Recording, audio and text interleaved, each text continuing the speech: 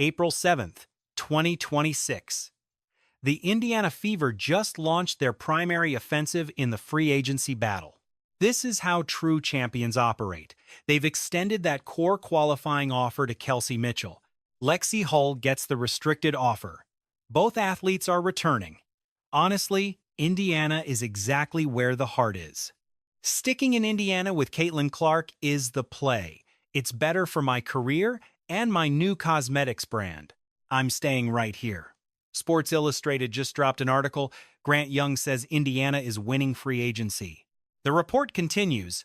Now that the 2026 expansion draft is behind us, the focus shifts to free agency. Let's explain what restricted free agency actually entails for Lexi Hull. Other franchises can dangle offers. They might promise more money or better roles, but Indiana maintains the high ground. They match any outside contract Hull signs, and she's back in Fever threads regardless of her personal feelings. Indiana only loses her by choosing not to match. Given her lethal perimeter shooting skills, defensive adaptability, and her cosmetics brand flourishing under Caitlin Clark's massive spotlight, she isn't walking away from this golden opportunity. Every person associated with the Fever has emphasized Mitchell's importance to their collective success. Handing her this core qualifying offer was clearly the most logical path for the organization. It was essentially an inevitability that this specific offer would be put on the table. The far less certain decision Indiana's management faced involved Lexi Hull, whom the franchise selected using the number 6 pick in the 2022 draft. Hull was designated a restricted free agent this spring, meaning the Fever held the absolute right to match any rival team's offer. Should they choose? The front office is playing elite chess while everyone else is stuck playing checkers. That core offer for Kelsey Mitchell is effectively a one-year Supermax deal under current league salary rules. Not a multi-year deal, just one single season at that Supermax rate. That reality reshapes the entire roster construction. Do the math. Caitlin Clark earns $535,000. Aaliyah Boston remains on her initial rookie contract. Your two primary franchise anchors are locked into bargain deals for precisely one more season before Clark inevitably gets that massive Supermax extension. Before you must pay Caitlin Clark that astronomical amount of cash, you secure Kelsey Mitchell for a one-year Supermax run and attempt to win it all right now. Again, Kelly Krauskopf and Amber Cox, do the right thing. Sign Azura Stevens and let's get moving. As for Hull, this restricted qualifying offer ensures that although she might negotiate with rivals in free agency, Indiana can match any bid, effectively forcing her back. This is prime time. 2026 is the season Indiana must exploit, having top-tier talent playing at such low market prices. Bring Mitchell back for 1 year at the max. She earned it averaging 20 points. Sign Hull reasonably. But you have temporary cap room that evaporates the second Clark signs her new deal next summer. How will Kelly Krauskopf utilize that space? If she's wise, we know the plan. Get into the film room. Stop the side quests. Stop the traveling and the constant media commentary. Stop the play-by-play work and the interviews. Focus. Get your butt back into the film room. Study that late 2024 game film. Observe what was happening during the second half of that season when Caitlin Clark was running the entire show. Mitchell played her part. Clark played hers to perfection. This Indiana Fever offensive unit looked high-octane, thrilling, and dangerous. I desperately want to see Azura Stevens on this team. That move shifts this roster from a playoff hopeful to a genuine threat for the championship. Want to understand why the Fever surged after that Olympic hiatus last year? It wasn't just Caitlin Clark adjusting. It wasn't just Aaliyah Boston building that interior chemistry. The system finally clicked fast-paced ball movement. Clark conducted the orchestra while Mitchell served as the primary scoring weapon. But they still lacked one specific piece, a dynamic post player who hits threes, blocks shots, and defends. Stevens fits that profile. She hit 37% from deep with the Sparks and averaged 1.3 blocks. Having shared the floor with legendary floor generals, she's mastered the silent art of off-ball positioning. Drop Stevens right beside Boston, and Indiana instantly boasts a terrifying interior presence matched only by their explosive backcourt. Message to Amber Cox and Kelly Krauskopf.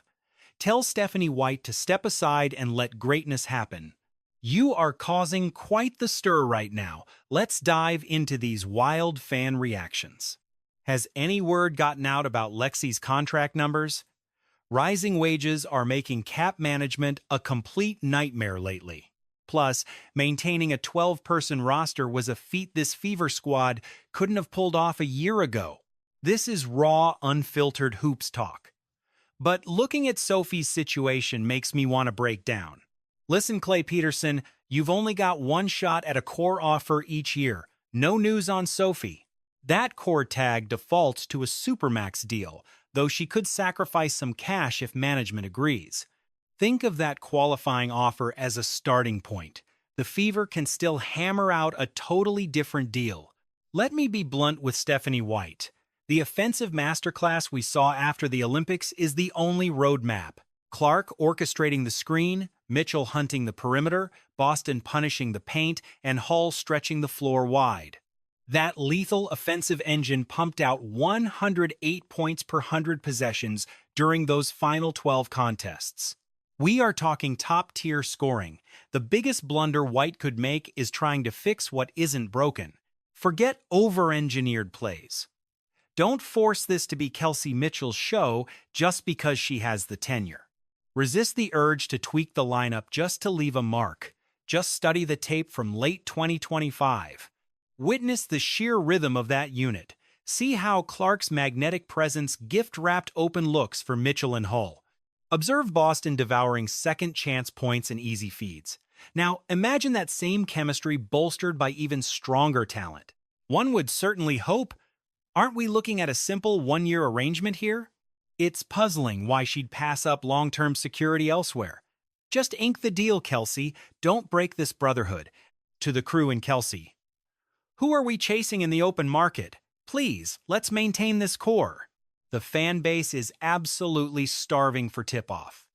People are counting down the seconds for this year to begin.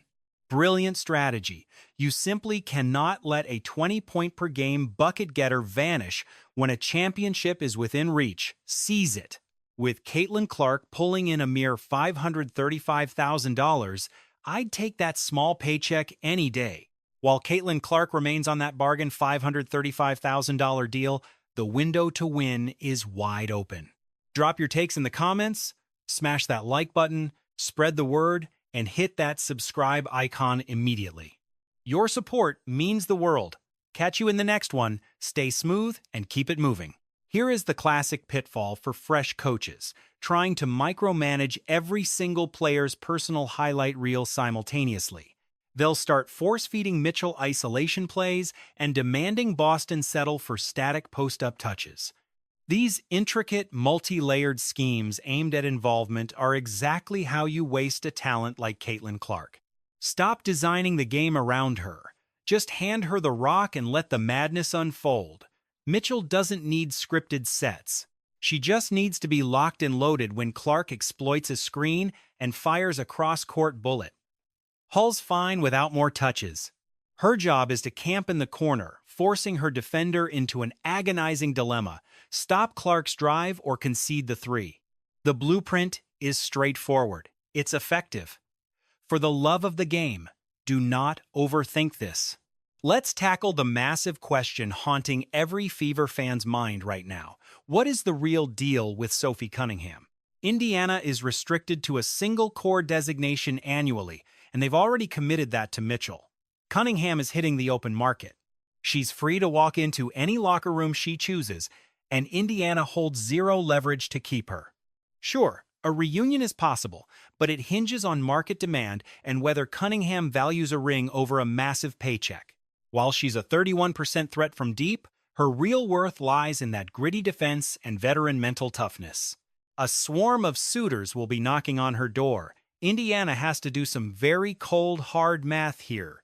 When you're staring down a tight budget, you pick Stevens over Cunningham without a second thought. Imagine the sheer dominance of Indiana's closing unit when the playoff lights are at their brightest. You've got Clark and Mitchell 40 points of pure offensive wizardry. Then there's Hull, providing that crucial grit, defense, and spacing. Anchoring the paint are Stevens and Boston, a dual-threat wall of rebounding and rim protection that can both stretch the floor. That is a flawlessly balanced squad. They can switch every screen defensively and threaten from behind the arc at all 5 positions. Imagine a lineup overflowing with playmakers who punish every defensive lapse. You finally possess the sheer physical presence to stand toe-to-toe with giants like Las Vegas or New York. Compare this to the roster Indiana fielded last season. For 6 months, they were forced to lean on a rotation featuring Erica Wheeler and Melissa Smith. Their threat from the perimeter was essentially non-existent unless the ball was in the hands of either Clark or Mitchell. Opponents absolutely bullied them on the glass during the most vital moments.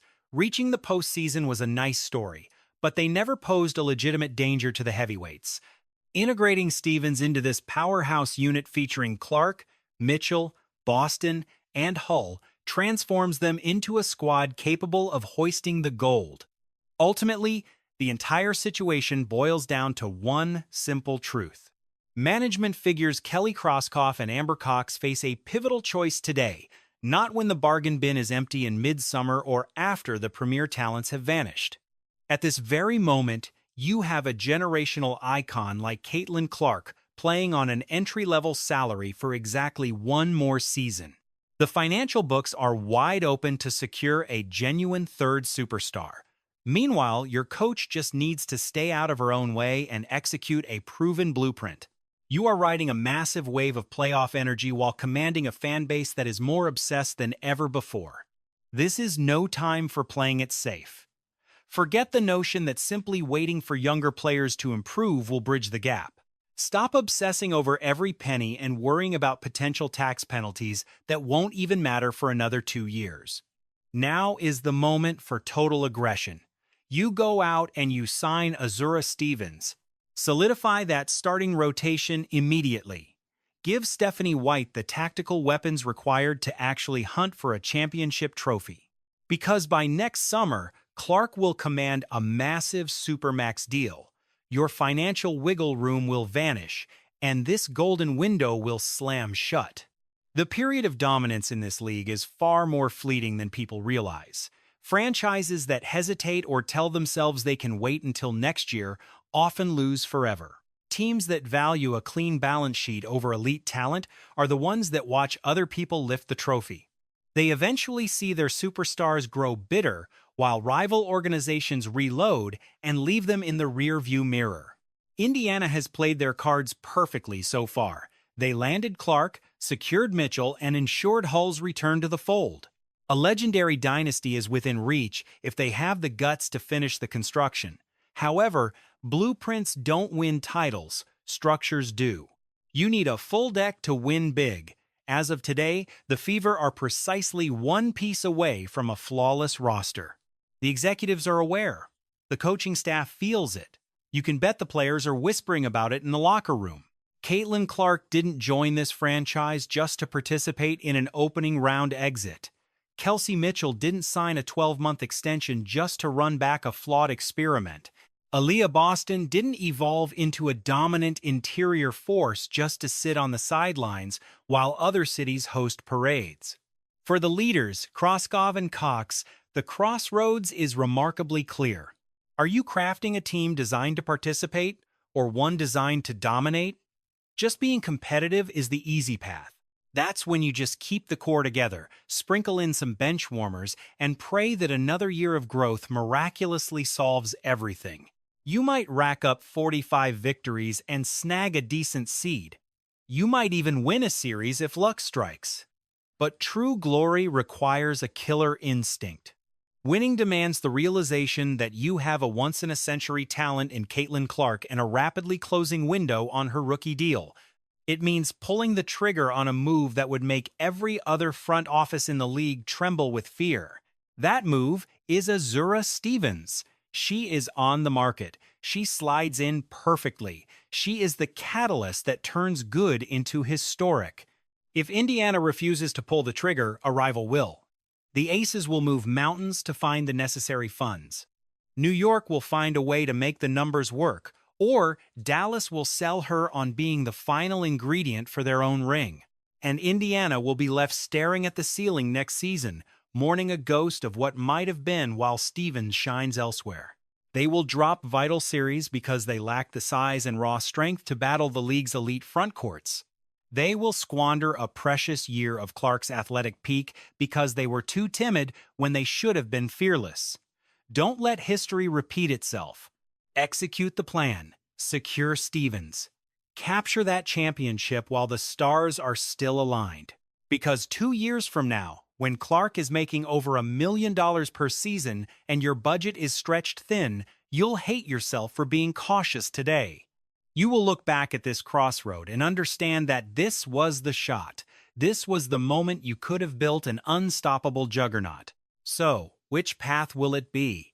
Indiana, are you pushing all your chips into the center, or are you hoping that safe is enough to win? Retaining Mitchell and Hull was the obvious play. Even a novice could have predicted those moves. But this next step is the real test. It reveals if this organization is hungry for titles or just happy to be invited to the party. My choice is obvious, and I suspect yours is too. The question is whether the front office has the stones to do what's necessary. Give me your take in the section below. Does Stevens truly make them the favorite? What other additions should Indiana pursue? Do you have faith in Stephanie White to orchestrate this offense? Or do you fear she might clutter up a system that was already humming? Release your thunder. Join our ranks to witness earth-shattering drama from the elite WNBA. Until the shadows dance across our next encounter.